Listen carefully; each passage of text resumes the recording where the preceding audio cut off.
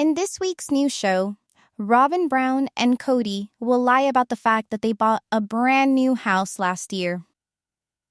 Okay, I need to talk to you about something because Robyn Brown says that the house she's going to buy for $2.1 million is a fresh start for her.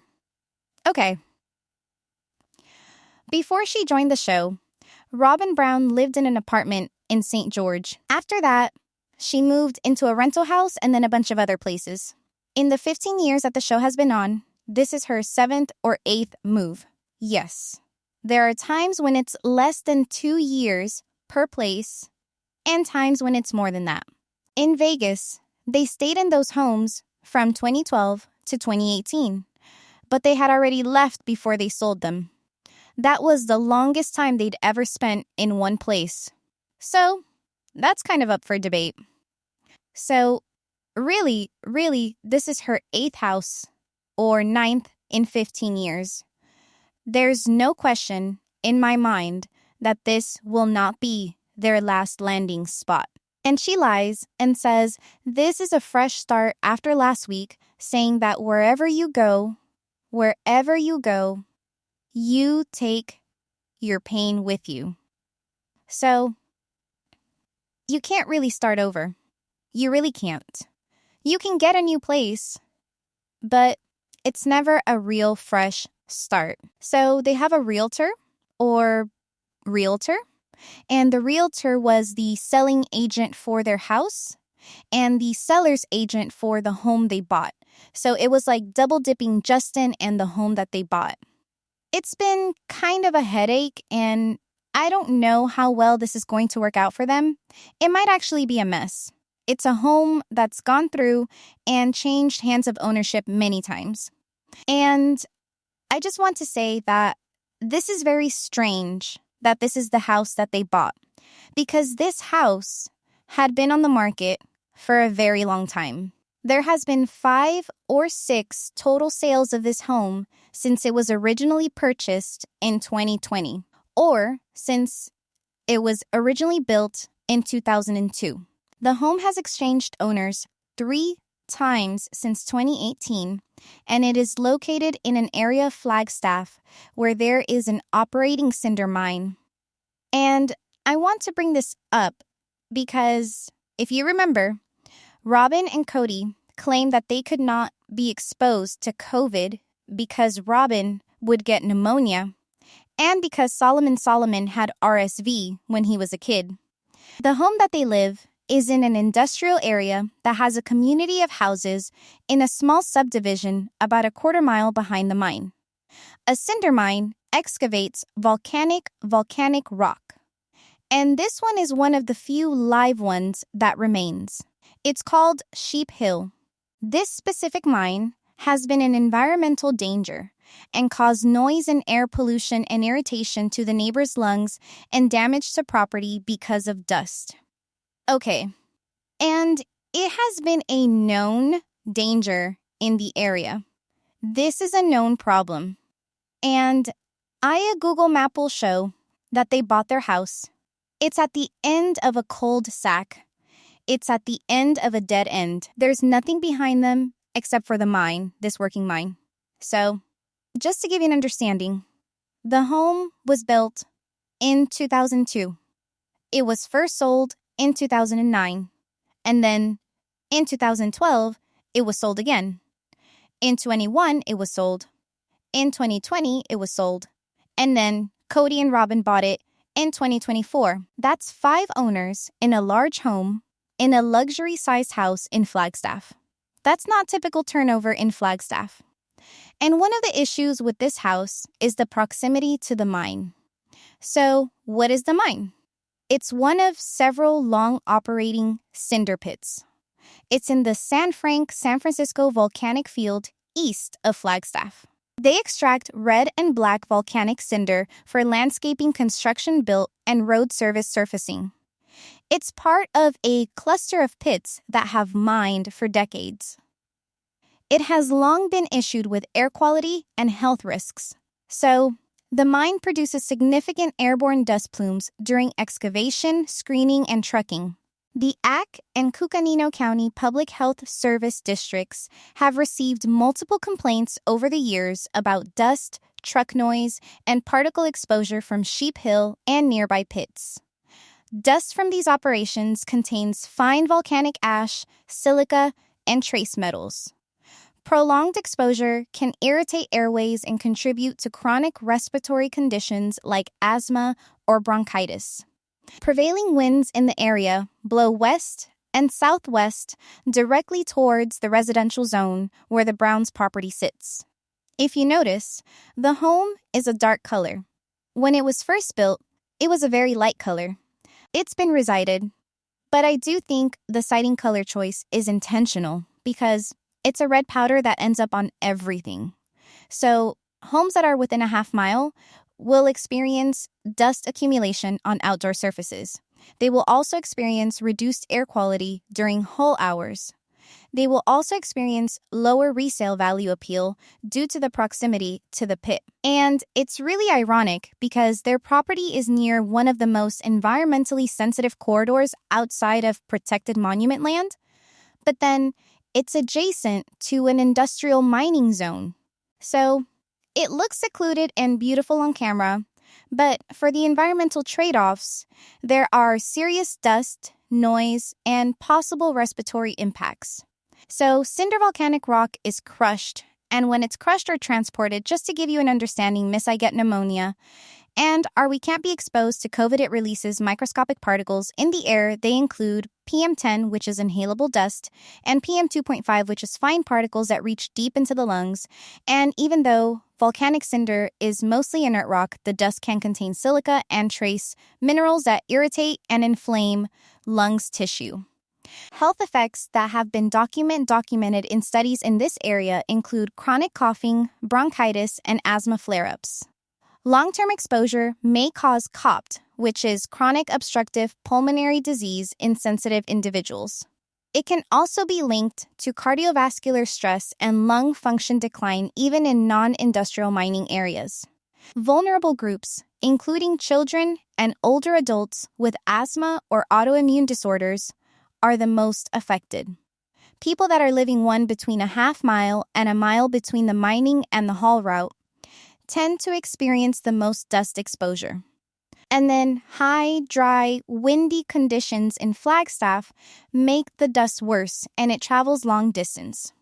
People that live in these homes, even if their windows are closed, the particles can infiltrate HVAC systems.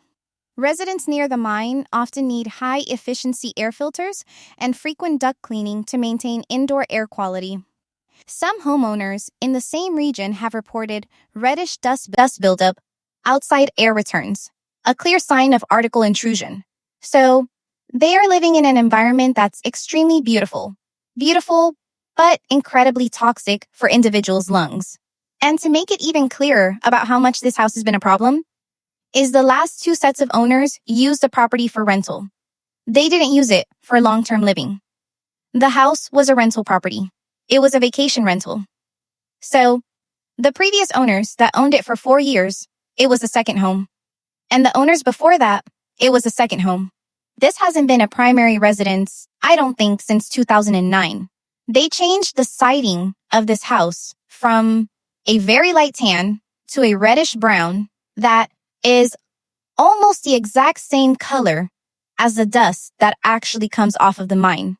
If you look at the photos of the mine and the house, they are the exact same color. I think it's to probably hide the dust.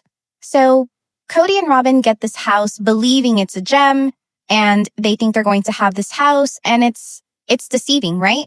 Because the house, they say, will have more space, which I'll show you their clip in a second, but the interior main home is 5,500 FD, and most of the home is actually just like living room space, kitchens, and just large gathering areas. There's only 4 bedrooms. There's one room that's a office that can be used as a bedroom, but if you have an office like that, what that means is it's a bedroom without a closet. So there would be 4 actual bedrooms and an office. That's how my house is. So we have 4 bedrooms, and then we have an office downstairs. The office has no closet if somebody wanted to convert it into a bedroom. It's the size of our guest room that's right above it on our upstairs floor. You don't really use office as bedroom unless you have to. And then the 6th bedroom is in the garage/G guest house that has a 1 bedroom above it with a G like an area for living. And then when you walk in, there's a little area for a kitchen and dining. So the main house only has 4 total bedrooms, but this is what Kody and Robyn say about this house. It's a new beginning, and it's a place for my kids to come to, but it's almost like a start over. I need a place for Truly that is sort of like her room. There's a lot of strained relationships amongst me and my adult children. So this house is simply a new opportunity to invite them here and to potentially enjoy their company here. Even if it's in some kind of fantasy, I just want to be able to say, hey, there's space for you. You can come and visit. Robyn says that the reason why they love this house is because it's close to the girls' church. Also the same church that Solomon goes to, by the way. And it's close to the college. Kody is selling you and lying, saying that this house will have a space for Truly. That is a 100% lie. The home has 4 bedrooms, a master for Kody and Robyn, a bedroom for Aurora, or for a bedroom for Solomon, a bedroom for Ariella, a bedroom for Brianna, and a bedroom for Aurora. If one of the kids uses the office is off the Emmett's, off the main floor. It's like off the kitchen, a very noisy area for a bedroom. It has a very large window. It doesn't have a closet. So one of the kids has to be in that area. And the bedrooms are not very big. There's a lot of bathrooms. There's 2 areas for eating. There's a huge, great room. There's a very beautiful staircase. A lot of space is really wasted in living space in areas in order to commune. This is a house really designed for entertaining and like being a vacation rental because most of the area is for common. It's most common area. If they really wanted a home that Truly could be at, they would find a home that has 5 or 6 bedrooms minimum. But as is, they will not be able to give Truly her own bedroom in this space. And Kody didn't get custody of her, and Truly never goes to this house. So it's an outright lie that he is fab that he is making on this episode, trying to show and pretend to the court that he's going to buy a home where he can provide the necessary space for Truly. This house has less bedrooms than the house they just sold. The home that they built, that they bought on the mountain or near the mountain, had 5 bedrooms. This has 4. And that house had 5 bedrooms and an office. This house has 4 and an office.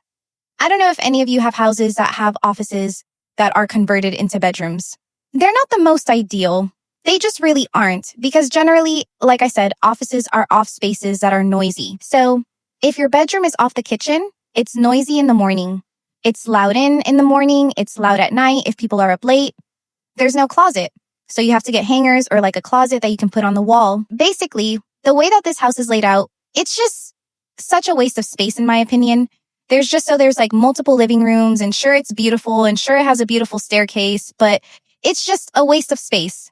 And then it has this weird random guest house that is oddly structured. It's again, 1 small tiny bedroom, a tiny living space, and a very small kitchen and dining room. I'm confident that that area is for Dayton. The bigger question for me is why are you purchasing a home near a cinder mine when you cared about COVID? But also, why are you buying a home with the consideration of your daughters that are in college that will be leaving your home in like 2 years? And why is it that her daughters are still living at home? Aurora is 23 and Brianna is 22 and Dayton is 25. He's about to be 26. Their kids are the same age that Gabriel and Garrison were when Kody was trying to kick them out of their house. And Robyn's expanding her home for so she can have more space for her kids so they apparently never leave. It is such a crock of crap. So this is one lie that you just should pay attention to where they're going to pretend like they're buying this house to create a space for Truly when that's not even the case. It's a flat out lie. It's a storyline, and it's bullcrap, and their house is a toxic mess. And I guarantee you, they will be moving within 5 years because Miss Princess will complain about the air quality. So tell me what your thoughts are in the comments below. Make sure to give this video a thumbs up. Please make sure to subscribe to my channel if you haven't subscribed. Send some hype if you'd like to, and make sure to click the bell so you never miss a video. Thanks so much for watching. Bye, friends.